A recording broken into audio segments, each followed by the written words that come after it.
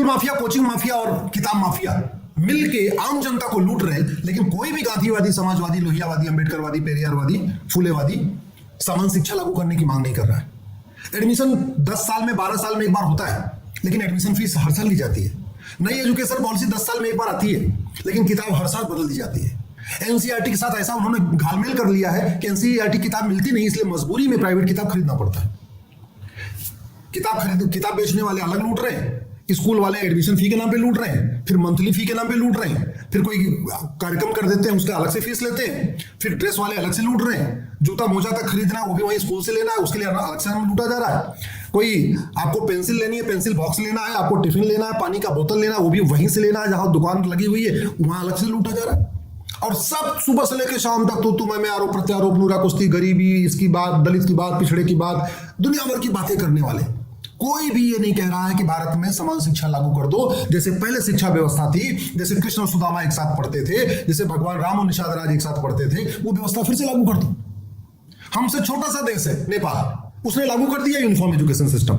हमसे बहुत बड़ा देश है चीन, उसने बहुत पहले से यूनिफॉर्म एजुकेशन सिस्टम लागू किया हुआ है। तो दुनिया में बहुत सारे हमसे जो बड़े देश हैं उन्होंने भी यूनिफॉर्म एजुकेशन सिस्टम लागू किया, हमसे जो छोटे देश हैं उन्होंने भी यूनिफॉर्म एजुकेशन सिस्टम लागू कर रखा है। लेकिन भारत में कोई भी नेता, अभिनेता, लेखक, बुद्धिजीवी, पत्रकार, कलमकार ये नहीं कह रहा है कि भैया जब संविधान कहता है सबको इक्वल अपॉर्चुनिटी मिलनी चाहिए, और इक्वल अपॉर्चुनिटी तब मिलेगी जब सबकी एजुकेशन सबका एक समान होगा, सबका सिलेबस एक समान होगा, तो यूनिफॉर्म एजुकेशन कर दो। हमारे पास कानून बना हुआ राइट टू एजुकेशन, एक शब्द जोड़ना है राइट टू एजुकेशन में, एक शब्द इक्वल जोड़ के इसको राइट टू इक्वल एजुकेशन करना। इतना करते ही भारत में राइट टू इक्वल एजुकेशन हो जाएगा।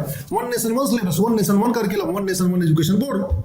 अगर एक रेलवे बोर्ड से पूरे देश की रेलवे चल सकती है, पूरे देश की ट्रेन चल सकती है, तो एक एजुकेशन बोर्ड से पूरे देश के स्कूल नहीं चल सकते क्या? अगर वन नेशन वन टैक्स हो सकता है, तो वन नेशन वन सिलेबस नहीं हो सकता है क्या? वन नेशन वन करिकुलम नहीं हो सकता है क्या? और किताब हर साल क्यों बदली जा रही है? अरे 75 साल हो गया, आज तक हम ये नहीं तय कर पा रहे कि हाँ भैया अगले 5 साल तक हमको मैथ में क्या पढ़ाना, फिजिक्स में क्या पढ़ाना, केमिस्ट्री में क्या पढ़ाना, जियोलॉजी में क्या पढ़ाना, बॉटनी में क्या पढ़ाना, इंग्लिश में क्या पढ़ाना, हिंदी में क्या पढ़ाना और संस्कृत में क्या पढ़ाना। और वैसे भी हर साल एजुकेशन पॉलिसी तो नहीं बदलती, हर एजुकेशन पॉलिसी तो 10 साल 15 साल में बदलती है। तो फिर जब एजुकेशन पॉलिसी 10 साल में बदलती है तो सिलेबस हर साल क्यों बदल दिया जाता है? ये केवल और केवल लूटने के लिए, क्योंकि हर थोड़ी सी किताब बदलो और किताब बदल के फिर आम जनता को बोलो भैया पुरानी वाली किताब काम नहीं चलेगी, नई किताब लो। भले ही घर में 4 बच्चे हैं, 5 बच्चे हैं, एक बड़ा एक छोटा है, बड़े वाले भाई की किताब छोटे वाला भाई पढ़ सकता है, बड़ी वाली बहन की किताब छोटी बहन पढ़ सकती है, घर के बच्चे आपस में मिलजुल किताब पढ़ सकते हैं। और हम लोग ऐसे पढ़े हैं बचपन में, हम लोग तो पहले ही जो हमारे हमसे आगे होते थे उनसे पहले कह देते थे भैया अपने जैसे आप पास हो जाना अपनी किताबों में दे देना। तो पहले के समय में 4 साल 5 साल वो किताब चलती थी, और ढंग से अगर मेंटेन की जाए तो किताबें 4-5 साल चलती हैं। लेकिन यहाँ पर्यावरण प्रेमी भी शांत बैठे हुए हैं। ये जो हर साल नई किताबें बिक रही हैं, इनके चक्कर में कितने पेड़ काटने पड़ रहे हैं। फिर भी जो इन्वायरमेंट की बात करने वाले भी शांत होकर बैठे हुए, भैया काम करो, किताब एनसीईआरटी किताब लगाओ, 4 साल 5 साल चलेगी तो कम से कम बार पेड़ नहीं कटना पड़ेगा। तो ये प्रकृति प्रेमी, पर्यावरण प्रेमी भी शांत होकर बैठे हुए। गरीबी की बात करने वाले एकदम शांत होकर बैठे। अल्टीमेटली जो भाई अमीर है उनके लिए तो कोई दिक्कत नहीं है, हर साल किताब खरीद लेंगे, उनको क्या फर्क पड़ता है। हर साल जूता मोजा खरीदेंगे, हर साल वो पैंट शर्ट खरीदेंगे, हर साल एडमिशन फीस दे लेंगे, हर साल नया पेंसिल बॉक्स खरीद लेंगे, हर साल नया बैग खरीद लेंगे, उनको कोई फर्क नहीं पड़ता। लेकिन इस देश में जहां 85 करोड़ लोग मुफ्त में राशन के ऊपर निर्भर है, वो 85 करोड़ लोग अपने बच्चों को कैसे पढ़ाएंगे? इस भारत में 80% लोग पर डे 100 रुपए से कम खर्च करते हैं। ये सब सारे आंकड़े सभी सरकारों के पास है, राज्य सरकारों के पास भी आंकड़े हैं, केंद्र सरकार के पास भी आंकड़े हैं। और फिर ऐसे समय में जहां आदमी 15,000 20,000 रुपए महीने कमाएगा और उसके अगर 2 से 3 बच्चे हो गए और 3-3 4-4 हजार रुपए सामान्य स्कूल फीस ले रहे हैं, वो क्या खाएगा, क्या पहनेगा, क्या बचाएगा, क्या किराए मकान को देगा और क्या बच्चों को पढ़ाएगा? मुझे लगता है इस देश में सांसद, विधायक, मंत्री जो अपना काम करना चाहिए वो कर नहीं रहे, शांत होकर बैठे हुए, और गजब की लूट चल रही है और मिल के लूट चल रही है। और ऐसी व्यवस्था हो रखी है कि चलो बच्चे एक बार पढ़ा भी लिया, 10वीं 12वीं तक कैसे भी करके उधार लेके पढ़ा लिया, खुद कपड़ा माता पिता ने नहीं पहने, ठीक से त्योहार नहीं मनाया, ठीक से अपना दूध नहीं पिया, ठीक से अपना फल नहीं खाया, कैसे भी कर चलो बचा के अपने बच्चों को पढ़ा लिए। 12वीं के बाद बिना कोचिंग किए उसका कहीं एडमिशन नहीं होगा, क्योंकि कोचिंग माफियाओं ने ऐसा सिस्टम बना लिया है कि जो एंट्रेंस एग्जाम में पूछा जाता है वो 10वीं 12वीं में पढ़ाया नहीं जाता, जो 10वीं 12वीं में पढ़ाया जाता है वो एंट्रेंस एग्जाम में पूछा नहीं जाता। किसी भी बोर्ड के 65 एजुकेशन बोर्ड चल रहे हैं। पहली बात तो 65 एजुकेशन बोर्ड की क्या जरूरत है? One nation one education board हो सकता है।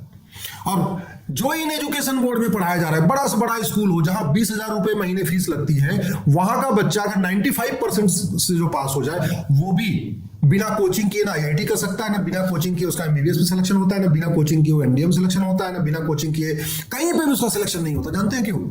क्योंकि कोचिंग माफियाओं ने ये जो एंट्रेंस एग्जामिनेशन कराने वाले संस्थाएं, उनके साथ इतना बढ़िया खेल खेला हुआ है, उनके साथ इतना बढ़िया भाईचारा रखा हुआ है कि जो एंट्रेंस एग्जाम में पूछा जाएगा वो 10वीं 12वीं पढ़ाया नहीं जाएगा, जो पढ़ाया जाएगा वो पूछा नहीं जाएगा।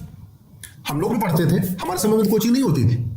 1990 के पहले तो भारत में कोचिंग का कोई नामो निशान नहीं था। 1990 के पहले तो ना ये प्राइवेट इंजीनियरिंग कॉलेज होते थे, ना प्राइवेट मेडिकल कॉलेज होते थे, ना प्राइवेट मैनेजमेंट के कॉलेज होते थे, और ना कोचिंग होती थी।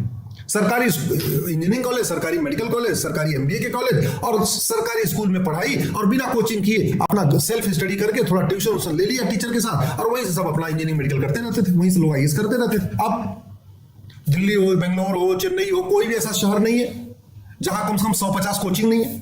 तो धंधा बना दिया है, पूरा तरीके धंधा बना दिया है, और ये धंधा सत्ता के संरक्षण में हो रहा है। और ये धंधेबाज कौन है वो भी आपको बता देता हूं। जितना काला धन कमाने वाले हैं, हवाला कारोबारी हैं, जिनके पास ब्लैक मनी है, जितने बड़े बड़े नेता हैं जो नौकरशाह हैं, जिन्होंने खूब बोरी भर भर के इकट्ठा किया हुआ है, वो क्या करते हैं? उस पैसे को क्या करें? खा तो सकते नहीं, उस पैसे को बैंक में भी नहीं रख सकते।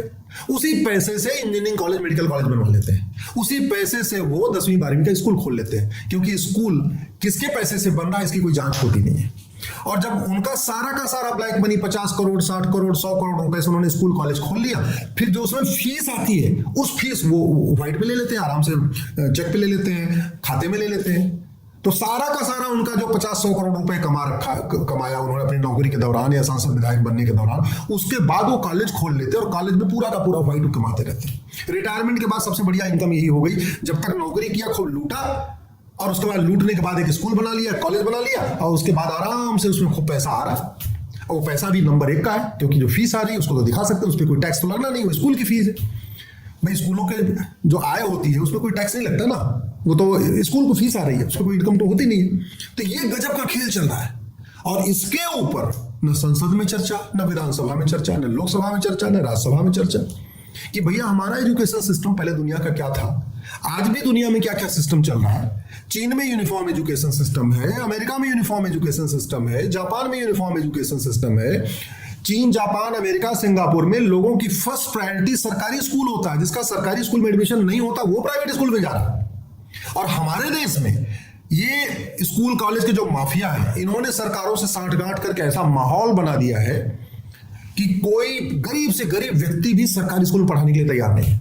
जबकि सबसे ज्यादा जो टीचर्स की पेमेंट होती है सरकारी स्कूलों की होती है, प्राइवेट स्कूल में तो बड़ा शोषण होता है, वहां तो फीस भी नहीं ठीक से, वहां तो ठीक से पेमेंट भी नहीं मिलती है।